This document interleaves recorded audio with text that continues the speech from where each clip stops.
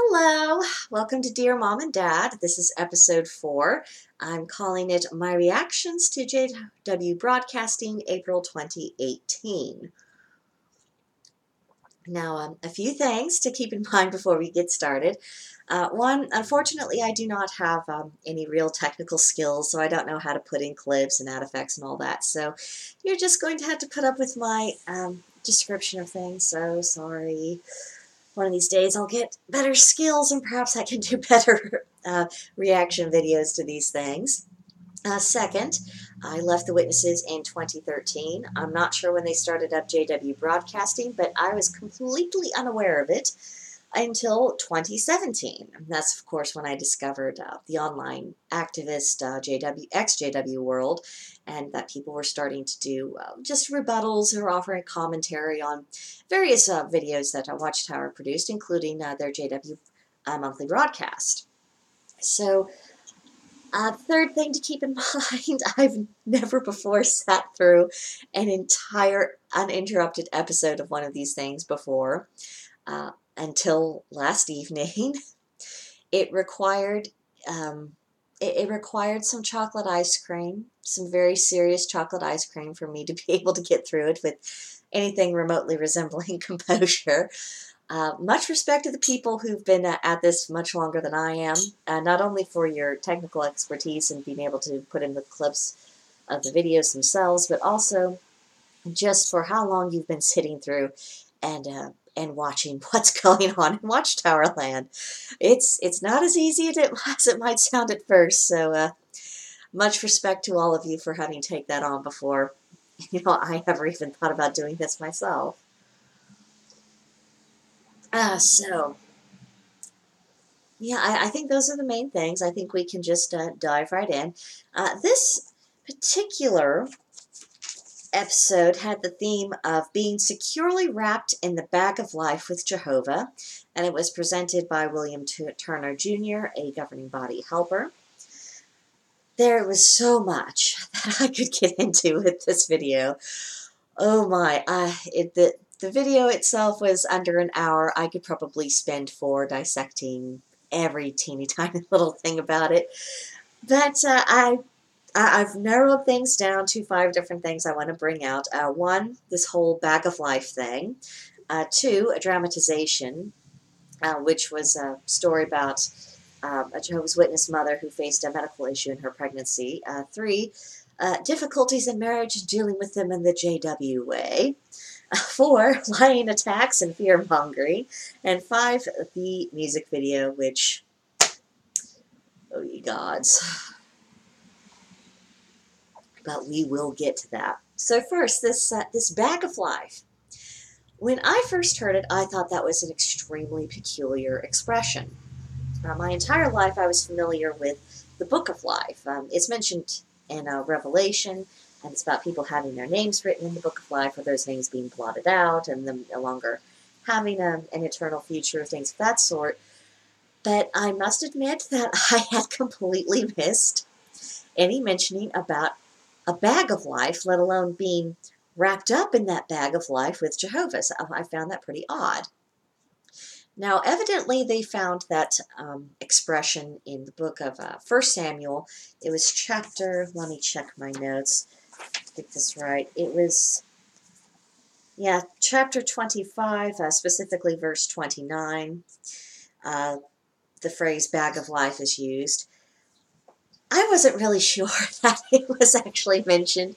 The Jehovah's Witness translation of the Bible, it has its flaws, which have been pointed out in other people's videos, if that's something you'd care to research. So I wasn't entirely convinced that this phrase, bag of life, was actually a thing. So I looked at some other translations. A couple actually did use the phrase bag of life. More often, it was the expression bundle of life. And so I looked up some commentaries.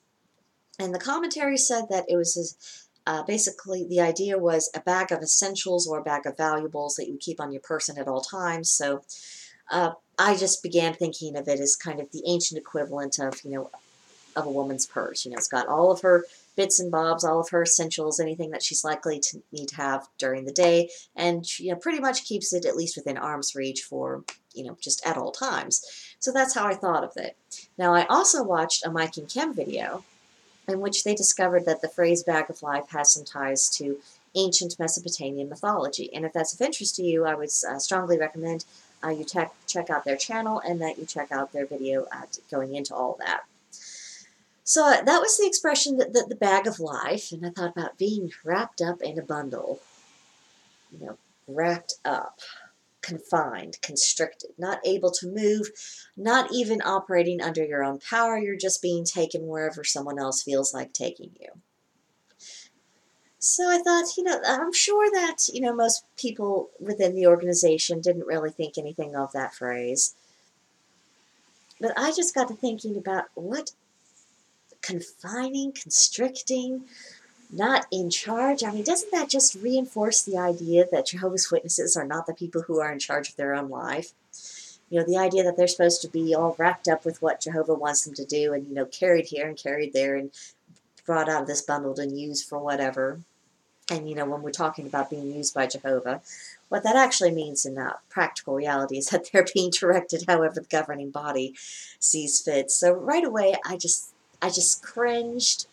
I'm still cringing because the idea that adults would need an outside entity to direct how they live their lives and everything that they do, it just goes against every instinct I have. So, right away, just you can tell I was not in a good state. It took quite a while to watch this video. I mean, it was an hour in length if I had just watched it straight through, but because I was stopping and making notes and because I was stopping and doing research on associated issues, it took me every bit of 4 hours to get through.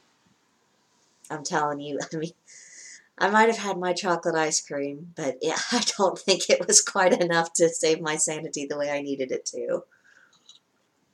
But moving on, the next thing I want to bring up about this broadcast is that they showed a dramatization. So this wasn't anyone's real life experience. It was just a scenario that popped up in a Watchtower writer's head, and it made it to the broadcast. So in this scenario, you have a happily married Jehovah's Witness woman. Her husband and her in-laws are not Jehovah's Witnesses, but they're all cool and down with her faith. She and her husband, got a little surprised. She found out that she was pregnant, and as time went on, they got really, really excited, and the pregnancy became advanced enough to where they could find out the sex of the child, which I looked up exactly when that is in pregnancy, so we can all be on the same page about the precise scenario we've got going on here. And according to the information I found, it's between 18 and 20 weeks when doctors can reliably tell you the sex of the child. And considering that pregnancy full term is 40 weeks, I mean, you're at the halfway point by that time in your pregnancy. And really, it's only a few weeks after that the baby becomes legitimately viable outside the womb. That, if there's some kind of issue, you could deliver the child early and the child would have a fighting chance to live. And certainly by 25 weeks, that's when doctors have a little bit more confidence that a premature baby is actually going to make it. But there have been some rare cases when a baby did survive being delivered at 21 weeks. It is rare. It is rare. But there were documented cases of that. So that lets us know right away just where things were at with this pregnancy. So they find out the sex of the baby, and a short time later, they're in the doctor's appointment, and the doctor tells them, look, it's very likely that this baby's going to have very significant problems, very, very serious health issues. The child could even die, and of course, the parents are just beside themselves because, I mean, who wouldn't be?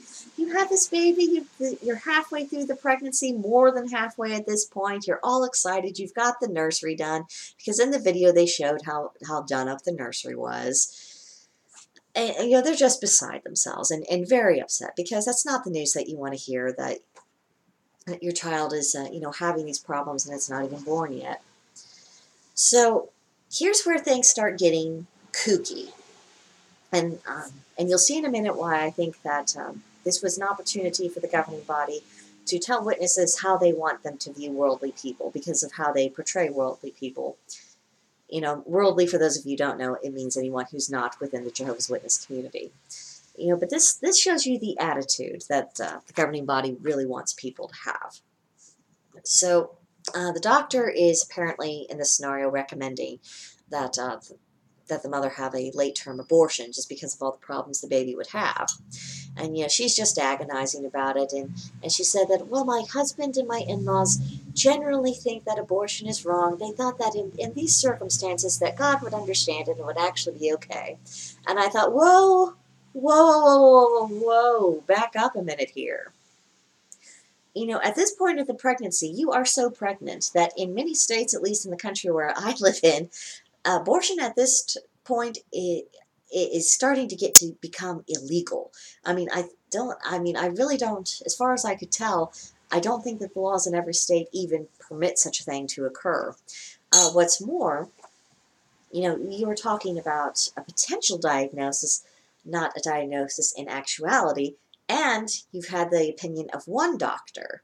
And at no point in this dramatization is it indicated that, you know, she got a second opinion or that she did medical research of any kind. It was just that, oh, well, the doctor thought I should have an abortion, then everybody started putting pressure on me. The fact of the matter is that at that stage of pregnancy, you know, when it's, you know, a wanted child, a wanted child, you know, a married couple, I think it's much more likely the conversation is going to be going along the lines of, you know, your baby is having problems, but your life as the mother, your life is not in danger. So, you know, we've got some options. I can certainly see that a doctor would bring up, you know, if it was legal in that state, that would bring up that abortion would be an option for the mother to choose. But I also see it as just as likely, if not more likely, the conversation would be more along the lines of, you know, here's what you can expect if you decide to go through with this. Here's how long we think the child might live, or if the child does survive for a longer period of time. These are the kind of medical issues you should prepare yourself for. I mean, you see what I mean? I think it's much more likely that a mother who already loves her baby and wants her baby is going to be thinking, and you know, how can I give my baby a chance? What can I do to improve its odds? How can I, you know, is there anything that I can do to improve the situation, or at least, you know, can I make it as close to full term? Would that help in any way? And if the baby is only going to live a short while, what can I do to make sure that life is as comfortable and as loved as possible? And I think, I think a mother, a father, you know, grandparents, I think it's much more likely that that's the page they would be at. Now, if the mother's life was in danger, saying your health is completely at risk, the longer you carry this child, the more likely it is that you're not only going to lose the baby, but you are going to die yourself, then I can see more of a conversation happening about, you know, whether or not abortion would be an option that someone would choose. Now, I did some research, and I did discover exactly what abortion at this stage of pregnancy would mean. I am not going to describe it. I don't think I don't think I want to go there on this channel, and I don't think that I really want to relive what I researched or what I saw.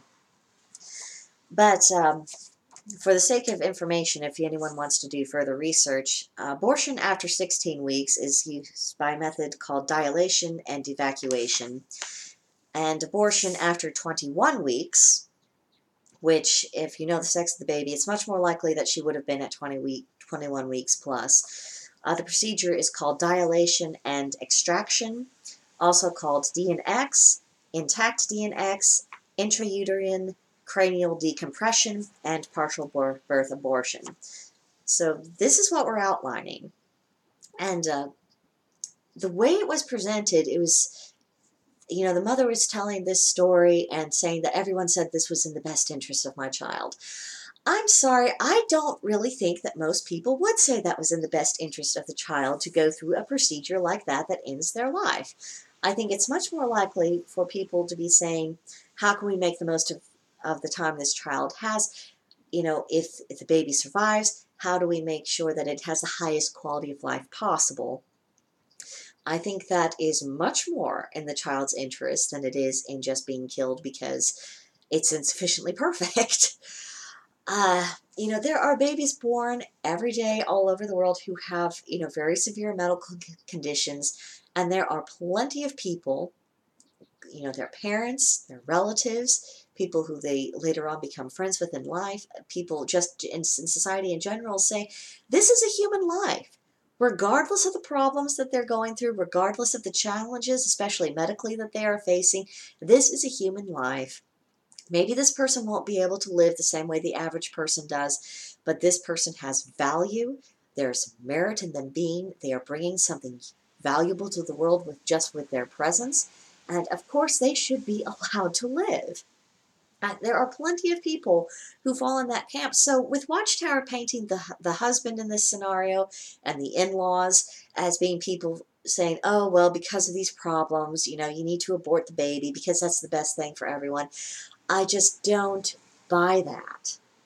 The only way that scenario makes sense in my head is if the mom's life was in danger. And again, that's not how Watchtower presented it. They didn't present a scenario in which mom's life was in danger. They just said that the baby was having health issues and may not be likely to live.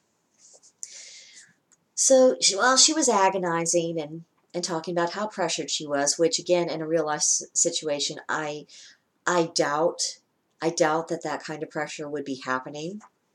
Again, I think the doctor would probably make the mother aware of all options and all the ramifications, and if she carried on, of what that would mean medically and what would need to happen, what kind of preparation would be involved. I can see that happening. But as far as the people around her and her closest relatives, I do not see them as people saying, you need to go get that taken care of. I don't see that. I think most people would say, this is the newest member of our family, and we want them around for as long as they possibly can in the best health we can possibly arrange for them. So anyway, she's in this point of this dramatization in which she's doing research, and we see her sitting at a computer screen, and then you see the Watchtower logo on it.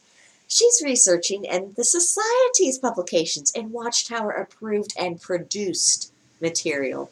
She's not online looking up a medical dictionary. She's not in a support group for mothers who are having difficulties in their pregnancies or who have children who have special needs. No, she's not there. She's not making an appointment with another doctor saying, I would like a second opinion. I understand that this diagnosis, the odds that it's correct, I understand that, but, I would like a second opinion to either confirm or contradict what my first doctor told me. She wasn't presented as doing any of that. We just see her in front of Watchtower screen, and then later on we see her with this big old printout of material that she hands her doctor and says, that's her answer. I mean, just everything about it just seemed bizarre and completely unrealistic. And I thought, this is how you're advising Jehovah's Witness parents who are facing a similar issue of a child who may have very special needs, who may have a need for very long-term care, or who has some kind of horrible health problem. This is how you're telling them to handle the situation, not by preparing for the challenges that lie ahead, but rather by just here's some Watchtower articles with a couple of random scriptures that sort of coincide with it. This is what you need. You don't need medical advice. You don't need to get second opinions. You don't need to be making arrangements to accommodate the realities of your situations. No, you just need Watchtower articles. Oh, horrible. Horrible, horrible, horrible. So in the end of this, she says, her baby was born and she only lived for a few weeks. And, losing her was a horrible thing. And, we pause for a moment, for the mom's grief. And then we move on to, but how glad she was that she was able to explain her beliefs to her husband, her in-laws, and her doctor. As if her ability to give a witness under those circumstances was somehow the important part of that story. It boggles my mind. If there's one thing that would not matter at that point, it's the, being able to explain why you're doing that, why you're going through with your pregnancy, why you're trying to at least give your a child to have a chance at life in spite of the odds, hoping hoping the doctors are wrong and knowing that even if they're absolutely right, that at least your child felt you hold it in its arms. At least the baby got to see the face of its parents. At least it got to experience some love, and that the last thing it was aware of was not an abortion procedure. We could have focused on that. I could understand focusing on, I just wanted to give my baby every chance. I think there are plenty of religions, even non-Christian ones, who said, I totally get why the mom did that. I totally get that, because life is important, and, whenever you can, you try to give life a chance. But no, Watchtower transformed that into, giving a witness under difficult circumstances. And if that isn't insensitive enough, they had the lady who was playing this part walking through a playground full of children who were healthy, able-bodied, and playing around. And I thought, wow, you're presenting this woman as someone who just lost her baby, and you think she's going to be visiting playgrounds? I mean, how ridiculously idiotic do you have to be? The last thing I am sure I would want if I was in that situation would be, I would not want to be around a playground. I wouldn't want, I don't think I could bear to pass, the baby section at Walmart. I think I would have a very hard time being around, other people's children, at least for, a little while, just because it would be so painful, and I can't even think about that. And another thing that's that really tugged on me is that I kept thinking about when my aunt had her child, her only child. My aunt was about my age when she had her only child. My age is not what we're going to focus on, by the way, but suffice it to say, it was a later in life pregnancy for sure. And I do remember her doctor at one point told her, "Oh, I think your kid's going to have Down syndrome." Got my aunt all upset and all scared and all afraid. And it turns out that her baby was perfectly healthy. She was bright, sharp as a tack. And, she's grown up now. She's married. She has her own child. Things turned out fine. I mean, just to imagine of some, to imagine a world in which that wasn't how it went. I mean, it's just heartbreaking. I know my aunt, and I know that, it would never have crossed her mind to attend the pregnancy. I know that it wouldn't. And I don't think, I don't remember, but I don't think that her doctor pressured her to have an abortion or anything like that. I think it might have been mentioned, but I don't think that, I don't think the subject was brought up more than once for sure. I definitely don't think that anyone that my aunt had in her life, witness or otherwise, would have egged her on in that direction. And I think it does a real disservice to people who are outside the Jehovah's Witness organization to imply that that would be their natural reaction. I think that's horrible, because if there are plenty of people who don't see it that way, who want to give life, especially an innocent life, every opportunity that it could possibly have. So that was really hard for me to watch. It really was. Now, the next thing that was rather difficult to watch, but not as emotional, not by any means. It had to do with 2 interviews about people who had experienced difficulties in their marriage and somehow applying Bible counsel and listening to Watchtower solved everything that was wrong. The first marriage, they said they had problems right from the start. They were fighting. They said they couldn't communicate without arguing, that it could develop into insults and everything else. And then I'm thinking, well, okay, marriage is hard work. You have 2 adult people who were brought up in different households, may have very different personalities, very different interests, very different instincts about just how to carry on, domestic affairs. I think, some amount of tension and conflict is inevitable, and even the happiest of relationships, even among the people who are the best suited in the world. 2 grown people are not going to agree all the time. And the fact of the matter is that, we don't always handle disagreements in a mature fashion. Have you noticed social media lately? I mean, just, my point is basically is that just because a marriage has difficulties, it does not mean that that marriage is in serious trouble. It does not mean that the people are wrong for each other. It doesn't mean that it's doomed to fail. It just means that people have arguments. But according to the couple who was being interviewed, the problem was, oh, I wrote this one down. Jehovah was missing out of our marriage. That was the essential part. So evidently, in order to make a marriage work, God has to be a part of it. I guess the atheists who are married are just plumb out of luck, huh? I mean, it's just so arrogant, isn't it? I mean, there are plenty of people who've had, problems in their marriage and overcame them, and they didn't necessarily have any form of spirituality involved in the recovery of that relationship. It requires two people really making a decision to, let's sort out our differences, let's remember what we love about each other, and, let's actually solve the problem. It takes that, regardless of, what kind of religion or lack thereof is involved in the marriage.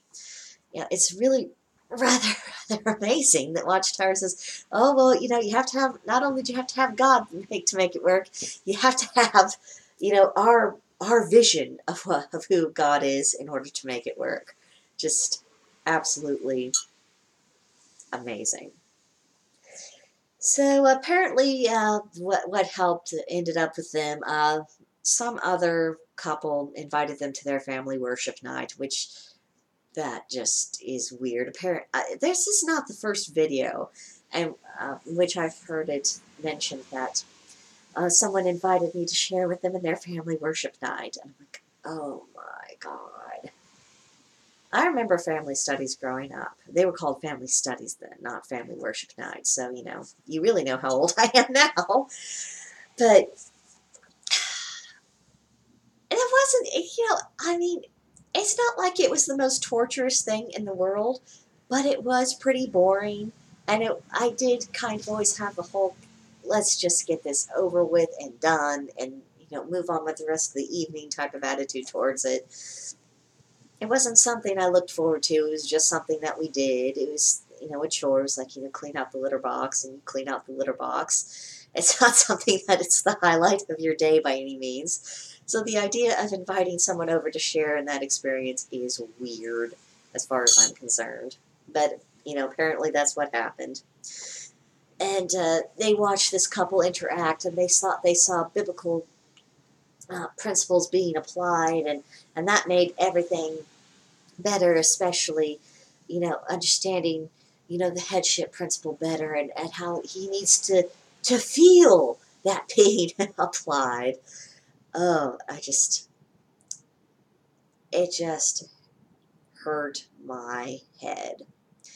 Now, I don't want anyone watching this to get the idea that I'm mocking using spirituality as a way to improve your relationships, because I think that is a legitimate way to go. And I think it's certainly possible, if a couple has a similar spiritual worldview, that can serve as a strengthening foundation stone of their marriage. It can.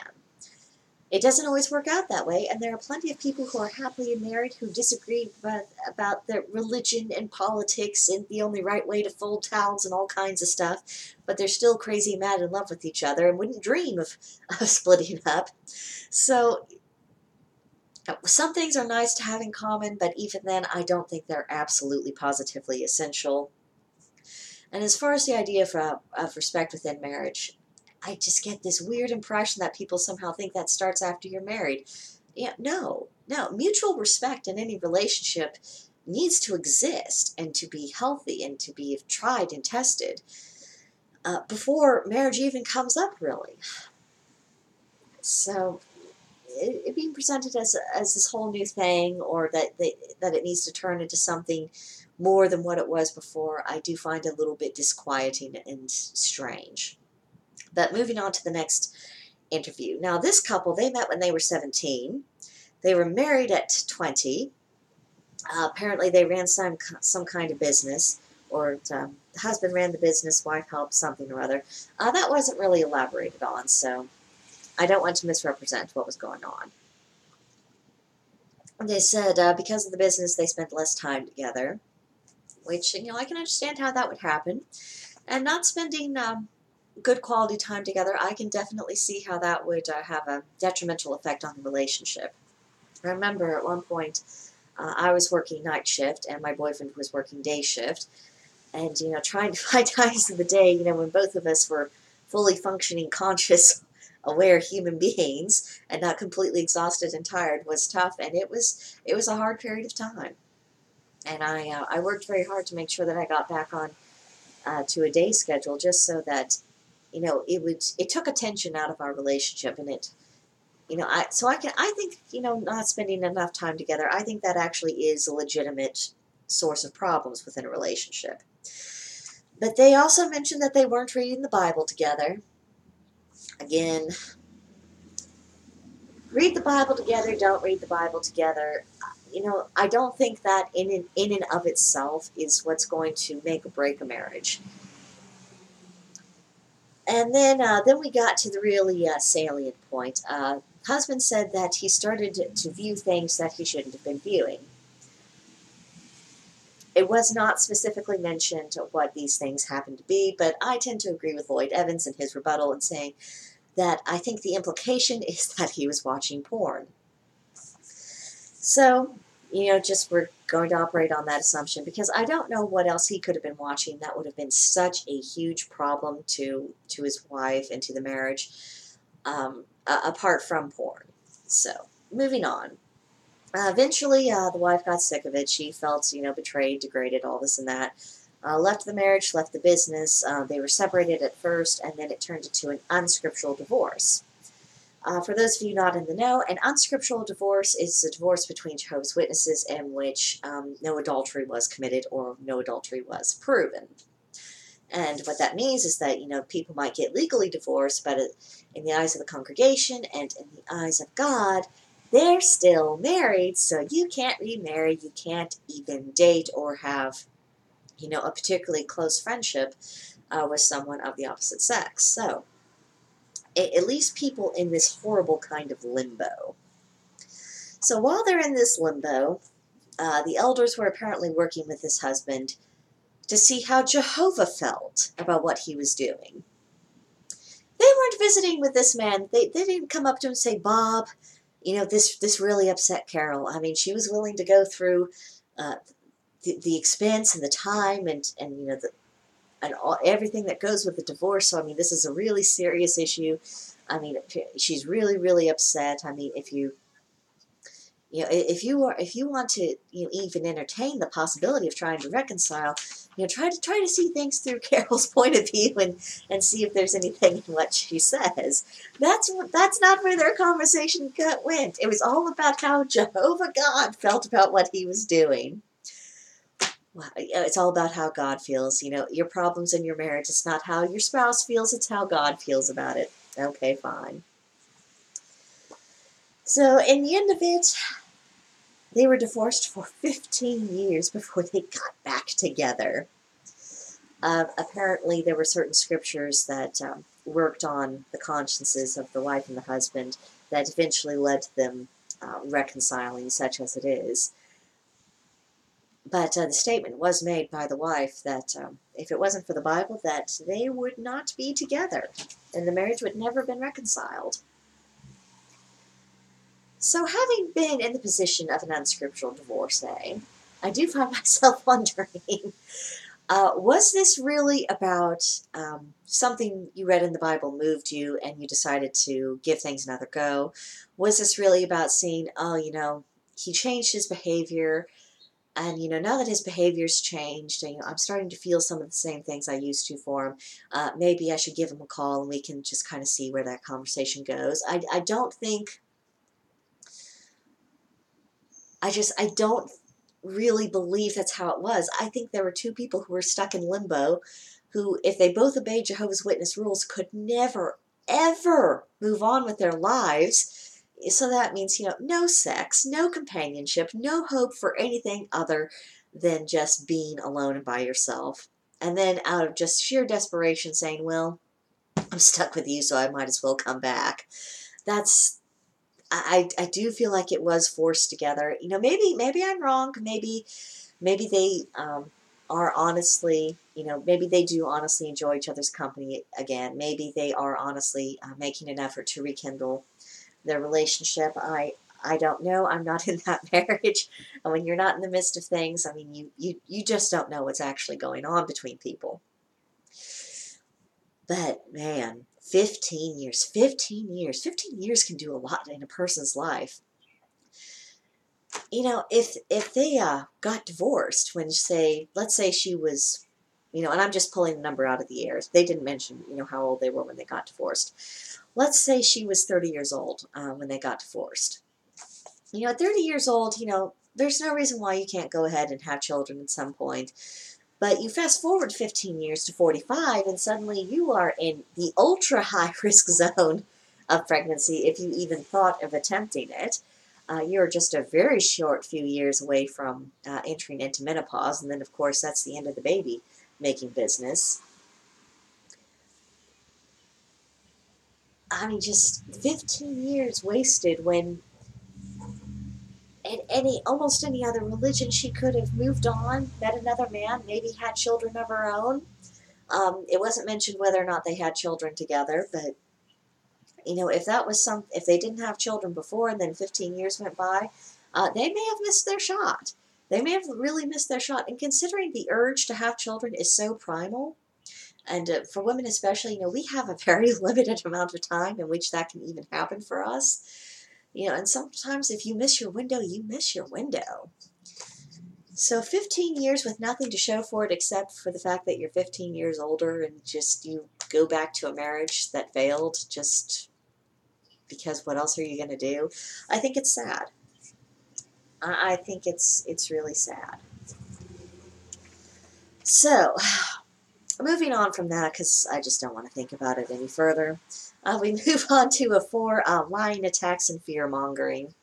And this in the episode was a clip from apparently a Bethel morning worship ordeal.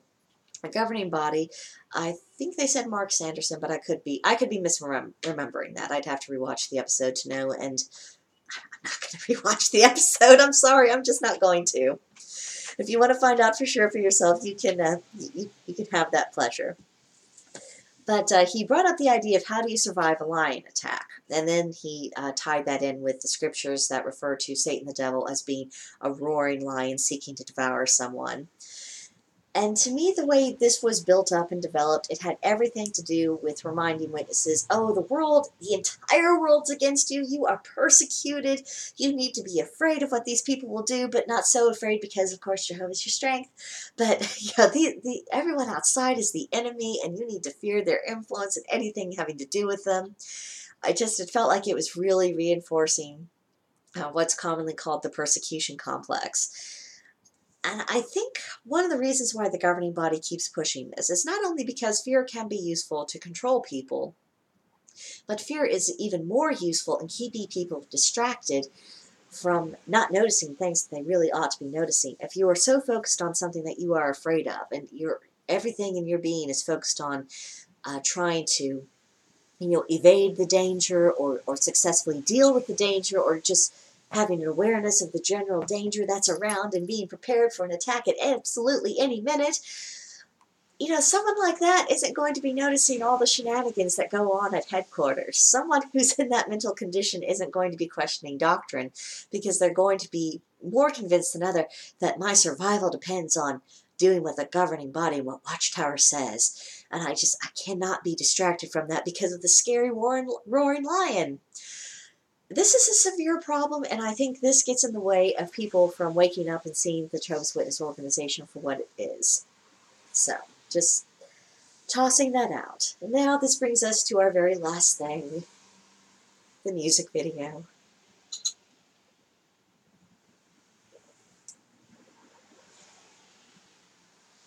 Growing up, my father exposed me to some very good taste in music. He went through a classical music phase, so I had familiarity Mozart and Brahms and Beethoven and Bach, classical greats, absolute geniuses. I enjoyed the music. I honestly did. And he also went through another phase in which he was really into blues and jazz. So singers like Etta James and Billie Holiday and Ella Fitzgerald and Louis Armstrong and Dr. John and all of these great, amazing people within that genre of music. This is what I was exposed to as a child. This is, and I still love all that music today. This has formed kind of my baseline for, good music has to reach this level. This is what it's competing with. You're competing with Etta James, who has one of the most profoundly powerful and amazing voices I've ever heard in a woman. You are competing with the giants of 20th century American music. That's my bar. So I didn't have high hopes for the music video. I will fully admit that I was completely prejudiced against it before it even began. In all honesty, I have to volunteer that information. But I will try to describe what happened. Imagine kind of a late 70s-esque R&B style, kind of like let's get rowdy type of undertone and feel of the music. It's cuddle music at the very least. Cuddle music hoping to lead to better things. That was the melody that we heard. And then the singer was not Barry White. For starters, he was a tenor. I am prejudiced against tenors. It's probably because when I actually have a singing voice, which with lately having battled colds during the winter, I do not have a singing voice. But when I do, I have a lower pitched voice for a woman. I can hit some soprano notes, but I'm usually happier in a lower register. And my register and the tenor's register starts overlapping, so it doesn't really do anything for me. I prefer baritones and basses, but that's just a matter of personal preference. It's not the singer's fault that he's a tenor, and I think for what he was singing and the material he had to deal with, I think he did as good a job as anyone could possibly do in the circumstances. And then on top of that, the title of this song was Truly in Love, and the lyrics,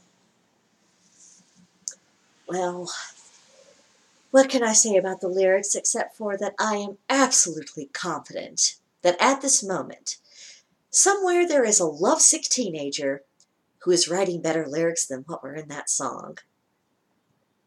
I actually thought about writing them down and reading them off, but I just couldn't.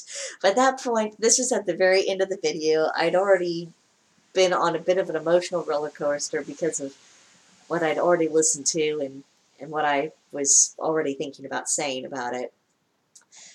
And just to have this absolute drivel right at the end. Oh, God. Oh, I was embarrassed to watch it, not because, it was... Not because it was promoting, bad, wrong, immoral conduct or anything like that. I was embarrassed because it was just so bad. And I kept thinking of my poor dad. I'm thinking, this is the man. This is the man who exposed me to the blues and jazz greats. This is the man who taught me to have an appreciation for Mozart. This is a man who actually has some taste in music, and he's being made to watch this horrible, horrible thing that not only is designed to be saccharine sweet, as it follows this JW couple, from their first meeting to, their, getting on into their old age, following their entire journey, which that would be hard enough on my poor father. He's not an overly emotional man. He's not given to, he's not a mushy, sentimental person. He has his proper feelings, just like anybody else, but the kind of saccharine hideousness, that just is not his style. I don't know how he stands it. I can't imagine how he reacts to it. And that's all I can think I think the reason why I was thinking about Dad through all that and just what a painful, horrible experience that must have been for him was because it distracted me from my own discomfort and the way I was just squirming in my seat of, oh, good Lord, I cannot believe I'm watching this. I cannot believe anyone wrote this song, presented it to whatever committee, and everyone decided it was a good idea, and it actually made the broadcast. I mean, it's just that bad. But worse, worse. I had this thought today while I was at work, and it horrified me because I realized this was probably going to happen. Bear in mind, this is the April broadcast. And the height of wedding season is, late May, all through the summer. So you exJWs out there, you tell me if I'm wrong. But there's going to be some poor Jehovah's Witness couple who, upon hearing this song, will either decide themselves or be told that by someone who's strongly suggesting it, that this would make a wonderful song for their first dance at their reception.